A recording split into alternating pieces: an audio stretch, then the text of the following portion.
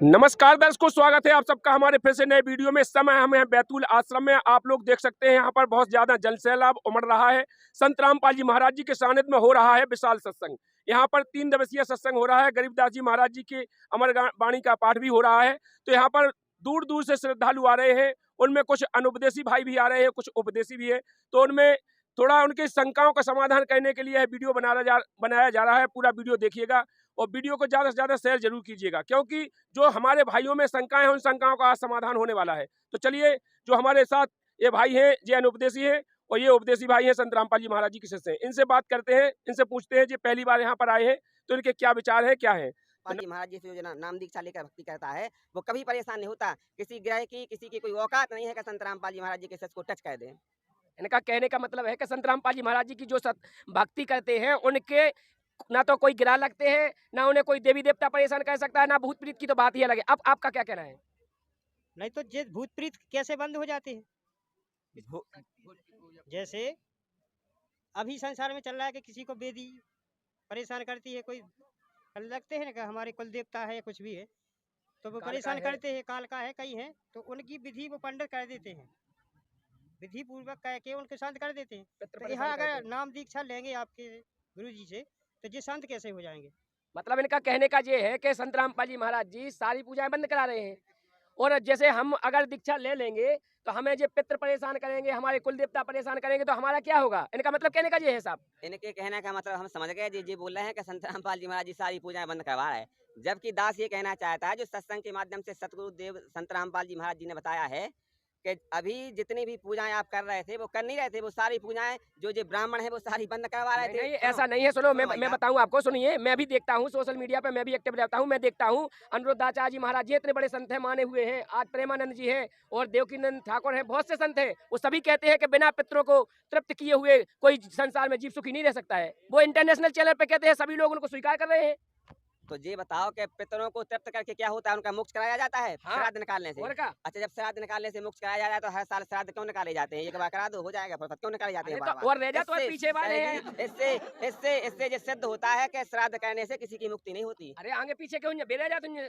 कुछ नहीं रह जाता है। ये सब आडंबर है, पाखंडवाद है, ढोंग है, ड्रामा है। और आप लोग हैं भोले भाले मासूम जो अनपढ़ हैं, पहले के पूर्वज थे उनको ये लोग बेवकूफ बना रहे थे। आज के जो पढ़े लिखे लोग हैं वो अपने पूर्वजों के हिसाब से चल रहे हैं। हमें क्या बताओ, कहूँ लिखो है कैसे पितर नहीं पूजने चाहिए? गीता जी में लिखा है कि जो पितरों को पूजते हैं पितरों को प्राप्त होते हैं, जो भूतों को पूजते हैं वो भूतों को प्राप्त होते हैं, जो देवों को पूजते हैं वो देवों को प्राप्त होते हैं, और जो पूर्ण परमात्मा की भक्ति कहते हैं वो हमेशा के लिए सतलोक चले जाते हैं, जहाँ जाने के बाद उसका हमेशा हमेशा के लिए जन्म मरण का रोग नष्ट हो जाता है, उसका मुक्त हो जाता है।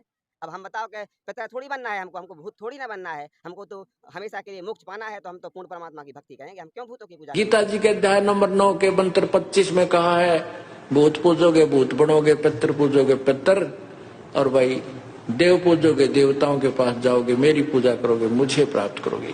तो भूत पूजने से भूत ही बन रहे हैं। चलिए, तो इसके लिए अपन देख लेंगे जो आप प्रमाण बता रहे हैं। आगे बताइए और क्या समस्या है संत रामपाल जी महाराज जी से नाम दीक्षा लेने के लिए? उठ रहा है, जहाँ भी देख रहे हैं वहाँ पर दिखा रहा है लिखा कि सतलोक सतलोक सतलोक। तो ये सतलोक कहाँ से? हमने तो 3 लोक सुना है, पाताल लोक, स्वर्ग लोक और पृथ्वी लोक। आज तक किसी पंडित ने यहाँ तक नहीं बताया। लाखों रुपया दे करके आदमी भागवत कराते हैं, कथा कराते हैं, लेकिन किसी पंडित ने आज तक नहीं सुनाया कि सतलोक कहीं रामायण में कहीं वेद में लिखा है ये सतलोक। मतलब इनका कहने का आप समझ ही गए होंगे। इनका कहने का मतलब है कि आज ही जो सतलोक का आया गो, इतने दिन हो गए अभी तक पूर्व जन्म से देखा आ रहे पुरखन से, अभी तक जितने ब्राह्मण हैं जो भी पूजा करा रहे हैं हमारे धर्म गुरु हैं, आज तक उन्हें तो बताओ ही नहीं है जो सतलोक आज तुम्हारा कहाँ से आएगा सतलोक। उनको जानकारी की नहीं होती, क्या बताओ थे? उनको पता होता तो बताते। मतलब की ये जानकारी थी? उसकी जानकारी होती है तत्वदर्शी संत को, और किसी को होती ही नहीं है। इसलिए आज वर्तमान में तत्वदर्शी संत केवल रामपाल जी महाराज ही हैं, तो वो बता रहे हैं। आप क्या कहोगे? आप अब देखेंगे। और कोई क्वेश्चन है आपका? प्रमाण बताए ना जी। चलिए, कौन से है तो फिर देखेंगे हम। देखिए, गीता अध्याय नंबर 4 के श्लोक 34 में अर्जुन को कृष्ण भगवान कह रहे हैं कि उसमें श्लोक है कि तत्विद्धि प्राणपातेन परिप्रश्नेन सेव्या और उपदेक्ष्यन्ति ते ज्ञानम ज्ञान है तत्वदर्शना, यानी कि उस ज्ञान को तू तत्वदर्शी ज्ञानियों के पास जाकर समझ, उनको दंडवत प्रणाम करने से, कपट छोड़कर भली भांति प्रश्न करने से वो परमात्म तत्व को भली भांति जानने वाले ज्ञानी महात्मा तुझे उस तत्व ज्ञान का उपदेश करेंगे। जी उनने कहा है कि तत्वदर्शी संत की शरण में जाने से ही आपका मोक्ष होगा, उनसे वो ज्ञान पूछो। फिर उन्होंने कहा कि हम तत्वदर्शी संत की पहचान कैसे करें, क्योंकि इस दुनिया में तो बहुत से गुरु हैं और वो तत्वदर्शी संत तो होगा एक। उसकी पहचान क्या है, हम कैसे उसकी परख करेंगे कि उसकी लंबी चुटज्जा हो जाए, कि लंबी दाढ़ी हो जाए, कि टीका लगा हो जाए, कि पीली पैदनी पे हो जाए, कैसे करें? तो उन्होंने ये बताया है कि गीता अध्याय नंबर 15 श्लोक नंबर 1 में लिखा है कि ऊर्ध्व मूलम अधः शाखम अश्वत्थम प्राहु अव्ययम और छंदासी यस्य पर्णानि यह तम वेद स वेदविद। संत रामपाल जी महाराज जी ने बताया है कि जो ऊपर गीता अध्याय 15 के श्लोक 1 का आशय कि ऊपर को जड़ वाला और नीचे को 3 गुण रूपी शाखा वाला एक संसार रूपी उल्टा लटका हुआ पीपल का वृक्ष है, जिसकी जड़ें ऊपर की ओर हैं और शाखाएं नीचे की ओर हैं। जो संत इस संसार रूपी उल्टे लटके हुए पीपल के वृक्ष के सभी प्रभावों को वेद जानता है, वो तत्वदर्शी संत है, वो वेदों के तात्पर्य को जानने वाला है और उसके बताए अनुसार अगर हम भक्ति करेंगे तभी हमारा मोक्ष होगा, ना कि किसी और मान लो धर्म गुरु के शरण में जाने से। अपनात्माओं, तत्व ज्ञान किसे कहते हैं? जिसमें निष्कर्ष निकला है, जिस ज्ञान के आधार से गूढ़ रहस्यों की जानकारी हो, उसको तत्व ज्ञान कहते हैं। आध्यात्मिक ज्ञान को समझने के लिए, जानने के लिए कुछ बातें हैं जिनका विशेष ध्यान रखना पड़ेगा। जैसे हमारे पवित्र सदग्रंथ हैं, पवित्र चारों वेद, ऋग्वेद, यजुर्वेद, सामवेद और अथर्ववेद, और 5वां वेद है सूक्ष्म वेद, जिसको गीता जी अध्याय नंबर 4 के श्लोक नंबर 32 में सच्चिदानंद घन ब्रह्म की वाणी कहा है, ब्रह्मणे मुखे कहा है।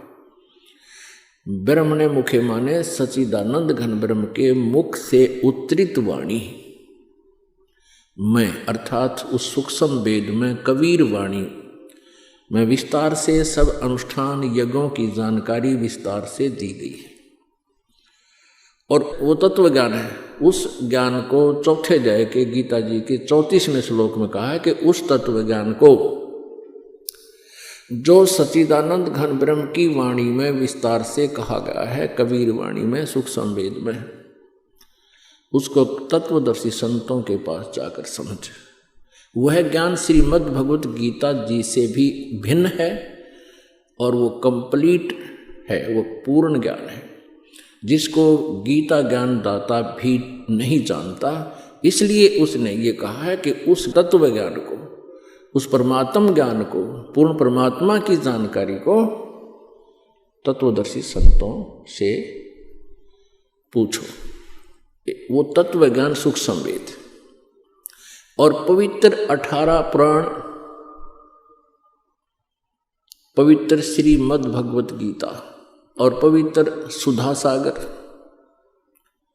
ये हमारे जो आध्यात्मिक ज्ञान का सिलेबस है, आध्यात्मिक ज्ञान का ये पाठ्यक्रम है, ये सिलेबस है।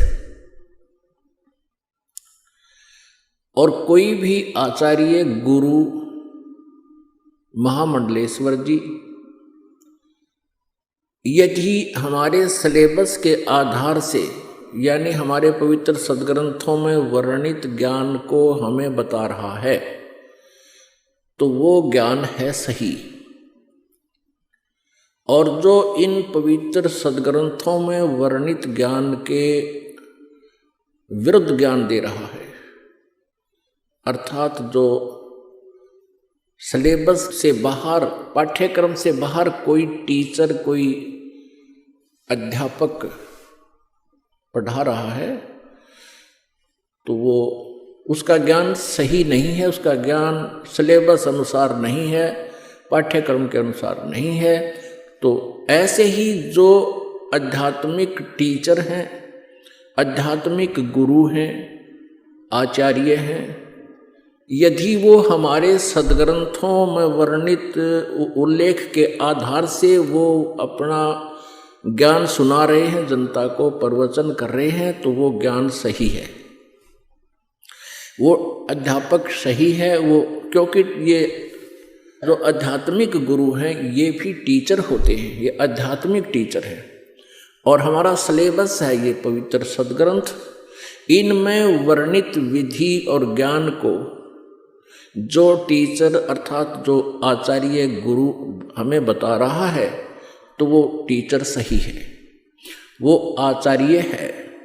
और जो हमारे सदग्रंथों के विपरीत ज्ञान दे रहा है उसको लोक वेद कहते हैं।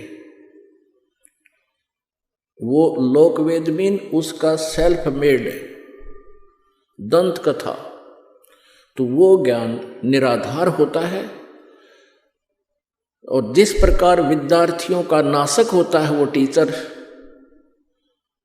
जो सिलेबस से बाहर का ज्ञान उनके अंदर फीड कर रहा है, ठीक इसी प्रकार वो आचार्य आध्यात्मिक टीचर, आचार्य गुरु, वो शत्रु है उस मानव समाज का, श्रद्धालुओं का, जो उसके ऊपर आश्रित हैं और वो सदग्रंथों के विपरीत ज्ञान दे रहा है।